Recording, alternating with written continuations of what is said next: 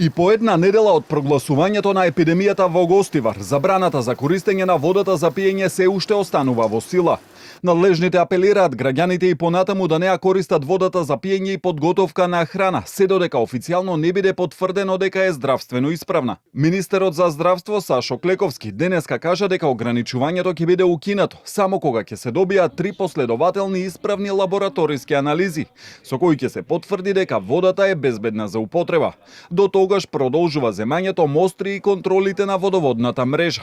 Крушево пак денеска ја укина забраната за пиење вода, откако последните испитувања покажале дека водата од градскиот водовод ги исполнува условите за безбедна употреба. После 6 мостри во 2 дена по 3 беа здравствено исправни и безбедни.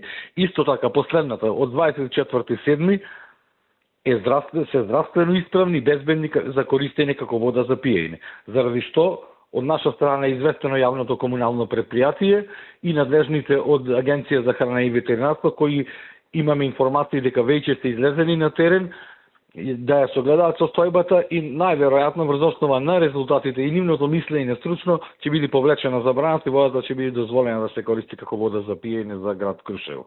Надлежните апелираат да не се користи за пиење водата од јавните и крајпатните чешми во Крушево, кои не се под надлежност на јавното водостопанство и каде не се врши редовна дезинфекција, бидејќи испитувањата покажале дека најголем дел од нив се бактериолошки неисправни.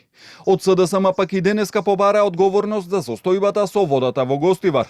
Обвинија дека се уште нема официјален потпишан извештај со анализите за така наречената техничка вода, а од партијата тврдат и дека проблеми со квалитетот на водата има и во други населени места. Се уште никој не го покажа потпишаниот извештај со анализите за техничката вода во Гостивар. Кој институт, кој потпишал и одобрил? Кои се параметрите од анализата на водата? Додека граѓаните чекаат, водата е отруена во повеќе од 8 населени места. Во Гостивар, труење, хиперхлорирање, техничка вода, се уште без официјално потпишан извештај.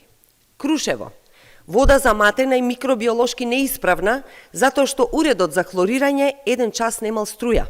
Во тетовското село Лешок и понатаму водата не смее да се користи за пиење освен за техничка употреба. Таму решение за проблемот кој трае подолго време бара и местната заедница.